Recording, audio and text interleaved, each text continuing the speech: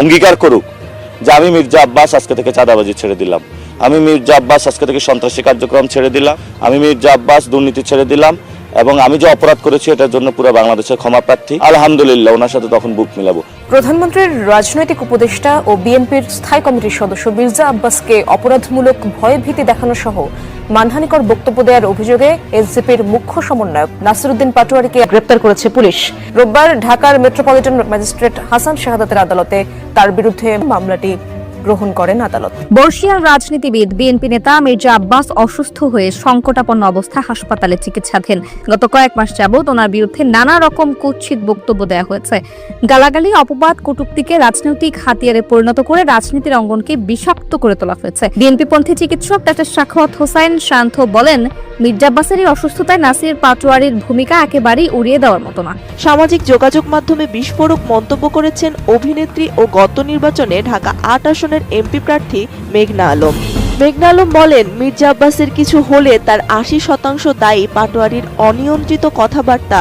শুক্রবার সামাজিক যোগাযোগ মাধ্যমে করা একটি পোস্টে এ মন্তব্য করেন তিনি। কেন হঠাৎ করে অসুস্থ হয়ে পড়লেন ঢাকা শহরের রাজনীতির এই মুকুটহীন সম্রাট? অভিযোগের তীর সরাসরি গিয়ে পড়ছে নাসিরউদ্দিন পাটোয়ারীর দিকে। কিন্তু আসলে কি নাসিরউদ্দিন একাই দায়ী, নাকি এই অসুস্থতার নৈপথ্যে লুকিয়ে আছে আরো বড় কোনো রাজনৈতিক সমীকরণ? দর্শক, এই মুহূর্তে পাওয়া সবচেয়ে বড় ব্রেকিং নিউজ। ঢাকা ৮ আসনের নাসিরউদ্দিন পাটোয়ারী এবং মির্জা আব্বাসকে নিয়ে সারা দুনিয়ায় আলোচনার সমালোচনার ঝড় উঠে গেছে এবং বিএনপি নেতা মির্জা আব্বাসকে নিয়ে নাসিরউদ্দিন পাটোয়ারী বিভিন্ন রকমের অপমান করেছে এবং চাঁদাবাজ, লুটপাট এবং ঘুষখোর বলার কারণে কিন্তু এই মির্জা আব্বাস অসুস্থ হয়ে গেছে। তার কারণে কিন্তু এই মির্জা আব্বাস মৃত্যুর সাথে পাঞ্জা লড়তেছে মেডিকেল। এবং এই মির্জা আব্বাসের বিরুদ্ধে কেন নাসিরউদ্দিন পাটোয়ারী এতগুলা অপমান করেছে এবং তার বিরুদ্ধে এতগুলা কথা বলেছে এবং তার কারণে কিন্তু নাসিরউদ্দিন পাটোয়ারীকে পুলিশ গ্রেপ্তার করেছে, যা আপনারা এই ভিডিওটা দেখতে। তো দর্শক, এতক্ষণ দেখছেন ভিডিও শুরুতে শিরোনামের মাধ্যমে কিছু অংশ, এখন দেখবেন পুরো ভিডিও জুড়ে। তার আগে সবার কাছে একটা অনুরোধ করবো, যারা আমার চ্যানেলে নতুন আসছেন অবশ্যই চ্যানেলটি সাবস্ক্রাইব করে দিবেন, পাশে থাকা বেল আইকনটি অল ক্লিয়ার করে বাজিয়ে দিন। তো দর্শক, চলেন একটা লাইক দিয়ে সম্পূর্ণ ভিডিওটা ধৈর্য সহকারে সবাই দেখতে থাকুন। মস্তিষ্কে পরপর 2 বার জটিল অস্ত্রোপচার, হাসপাতালের নিবিড় পর্যবেক্ষণে জীবন মৃত্যুর সন্ধিক্ষণে দাঁড়িয়ে আছেন বিএনপির এক সময়ের দণ্ড প্রতাপশালী নেতা মির্জা আব্বাস। পরীক্ষার পর পরীক্ষা চলছে, চিকিৎসকদের কপালে চিন্তার ভাঁজ। কেন হঠাৎ করে অসুস্থ হয়ে পড়লেন ঢাকা শহরের রাজনীতির এই মুকুটহীন সম্রাট? অভিযোগের তীর সরাসরি গিয়ে পড়ছে নাসিরউদ্দিন পাটোয়ারীর দিকে। অভিনেত্রী ও বিগত নির্বাচনে ঢাকা ৮ আসনের এমপি প্রার্থী মেঘনা আলম তো রাগঢাক না করেই বলে দিয়েছেন, মির্জা আব্বাসের আজকের এই অবস্থার জন্য ৮০% দায়ী নাসিরউদ্দিন পাটোয়ারীর অনিয়ন্ত্রিত কথাবার্তা। শুধু মেঘনা আলম নয়, বিএনপির আরও অনেক নেতাই মির্জা আব্বাসের এই করুণ পরিণতির জন্য নাসিরউদ্দিনকেই দোষছেন। কিন্তু আসলে কি নাসিরউদ্দিন একাই দায়ী, নাকি এই অসুস্থতার নৈপথ্যে লুকিয়ে আছে আরো বড় কোনো রাজনৈতিক সমীকরণ? যে নেতা সারা জীবন দলের জন্য অঢেল সম্পদ আর শ্রম ঢেলে দিলেন, নিজের দল কি তাকে উপযুক্ত সম্মান দিতে পেরেছিল, নাকি দলের ভেতরের অবমূল্যায়নও তাকে তিলে তিলে শেষ করেছে? মির্জা আব্বাস কোনো সাধারণ মাপের পলিটিশিয়ান নন। ঢাকার বুকে ৮-১০ জন সাধারণ নেতাকে এক পাল্লায় মাপলে মির্জা আব্বাসের ওজন হবে তার চেয়েও অনেক ভারী।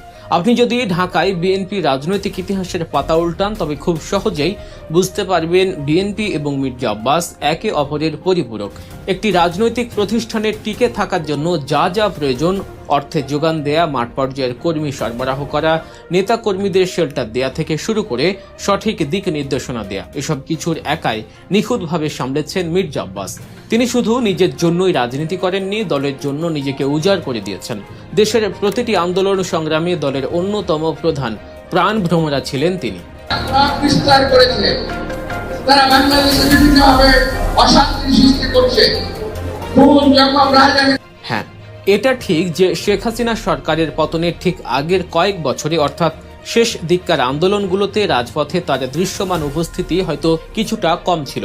এটা নিয়ে অনেকের মনে অসন্তোষ থাকতে পারে, কিংবা অ্যাকশন নেয়ার ক্ষেত্রে তার কার্যকর ভূমিকা না রাখা, এটা নিয়েও দলের ভেতরেই নানা প্রশ্ন উঠতে পারে। কিন্তু তাই বলে দলের কঠিন সময়ের আর্থিক সহায়তা, কর্মীদের শেল্টার দেয়া কিংবা অসংখ্য নেতাকর্মীর ভরণ পোষণের দায়িত্ব নেয়া, এই বিষয়গুলোতে মির্জা আব্বাসের যে অবদান তা কোনোভাবেই অস্বীকার করার উপায় নেই। এই বিষয়গুলো দলের কারোরই অজানা নয়।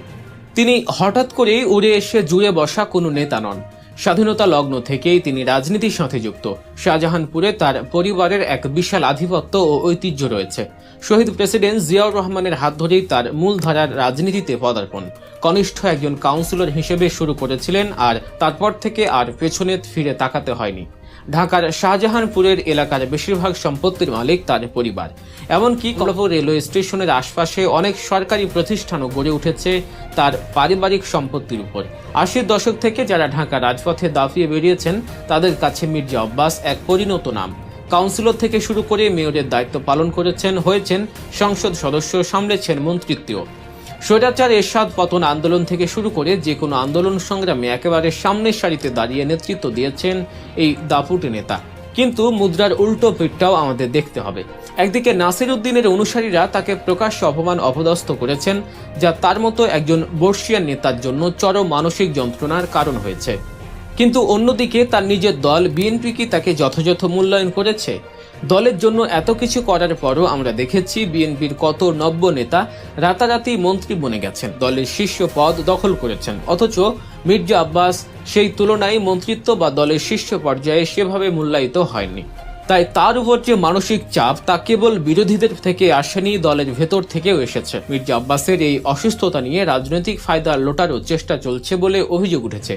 সাবেক প্রধান উপদেষ্টার উপপ্রেস সচিব আজাদ মজুমদার এই বিষয়ে কড়া সমালোচনা করেছেন। তিনি স্পষ্ট করেই বলেছেন, মির্জা আব্বাসের অসুস্থতা নিয়ে একটি মহল রাজনৈতিক ফায়দা লোটার চেষ্টা করছে। তিনি মনে করিয়ে দেন, মির্জা আব্বাস একজন বীর মুক্তিযোদ্ধা, অথচ অতীতে এই মানুষগুলোর কাছ থেকেই তিনি এক বিন্দু সহানুভূতি পাননি। মির্জা আব্বাস এবং তার পরিবার বিগত বছরগুলোতে যে মানসিক নির্যাতন ও হয়রানির শিকার হয়েছেন তা ভুলে যাওয়ার মতো নয়। তার জীবন থেকে যে মূল্যবান বছরগুলো কেড়ে নেওয়া হয়েছে সেই ক্ষতগুলো বাস্তব।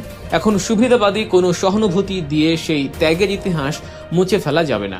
আজাদ মজুমদার আক্ষেপ করে বলেছেন, এখন কেউ কেউ ফায়দা লুটতে মির্জা আব্বাসের অসুস্থতার জন্য তার বর্তমান রাজনৈতিক প্রতিপক্ষকে দায়ী করার চেষ্টা করছেন। এই ধরনের কুতর্ক বা রাজনৈতিক কাদা ছোড়াছড়ি আসলে কোনো উপকারে আসবে না। রাজনীতিকে দূরে সরিয়ে রেখে এখন প্রয়োজন কেবল তার সুস্থতার জন্য প্রার্থনা করা। আর এই অসুস্থতার ঘটনার বিস্তারিত বর্ণনা দিয়েছেন মির্জা আব্বাসের ছেলে ইয়াসির আব্বাস। একদিকে নাসির উদ্দিনের অনুসারীরা তাকে প্রকাশ্য অপমান অপদস্থ করেছেন, যা তার মতো একজন বর্ষিয়ান নেতার জন্য চরম মানসিক যন্ত্রণার কারণ হয়েছে। কিন্তু অন্যদিকে তার নিজের দল বিএনপি কি তাকে যথাযথ মূল্যায়ন করেছে? দলের জন্য এত কিছু করার পরও আমরা দেখেছি বিএনপির কত নব্য নেতা রাতারাতি মন্ত্রী বনে গেছেন, দলের শীর্ষ পদ দখল করেছেন, অথচ মির্জা আব্বাস সেই তুলনায় মন্ত্রিত্ব বা দলের শীর্ষ পর্যায়ে সেভাবে মূল্যায়িত হয়নি। তাই তার উপর যে মানসিক চাপ তা কেবল বিরোধীদের থেকে আসেনি, দলের ভেতর থেকেও এসেছে। মির্জা আব্বাসের এই অসুস্থতা নিয়ে রাজনৈতিক ফায়দা লোটারও চেষ্টা চলছে বলে অভিযোগ উঠেছে। সাবেক প্রধান উপদেষ্টার উপপ্রেস সচিব আজাদ মজুমদার এই বিষয়ে কড়া সমালোচনা করেছেন। তিনি স্পষ্ট করেই বলেছেন, মির্জা আব্বাসের অসুস্থতা নিয়ে একটি মহল রাজনৈতিক ফায়দা লোটার চেষ্টা করছে। তিনি মনে করিয়ে দেন, মির্জা আব্বাস একজন বীর মুক্তিযোদ্ধা, অথচ অতীতে এই মানুষগুলোর কাছ থেকেই তিনি এক বিন্দু সহানুভূতি পাননি। মির্জা আব্বাস এবং তার পরিবার বিগত বছরগুলোতে যে মানসিক নির্যাতন ও হয়রানির শিকার হয়েছেন তা ভুলে যাওয়ার মতো নয়। তার জীবন থেকে যে মূল্যবান বছরগুলো কেড়ে নেওয়া হয়েছে সেই ক্ষতগুলো বাস্তব। এখন সুবিধাবাদী কোনো সহানুভূতি দিয়ে সেই ত্যাগের ইতিহাস মুছে ফেলা যাবে না। আজাদ মজুমদার আক্ষেপ করে বলেছেন, এখন কেউ কেউ ফায়দা লুটতে মির্জা আব্বাসের অসুস্থতার জন্য তার বর্তমান রাজনৈতিক প্রতিপক্ষকে দায়ী করার চেষ্টা করছেন। এই ধরনের কুতর্ক বা রাজনৈতিক কাদা ছোড়াছড়ি আসলে কোনো উপকারে আসবে না। রাজনীতিকে দূরে সরিয়ে রেখে এখন প্রয়োজন কেবল তার সুস্থতার জন্য প্রার্থনা করা। আর এই অসুস্থতার ঘটনার বিস্তারিত বর্ণনা দিয়েছেন মির্জা আব্বাসের ছেলে ইয়াসির আব্বাস।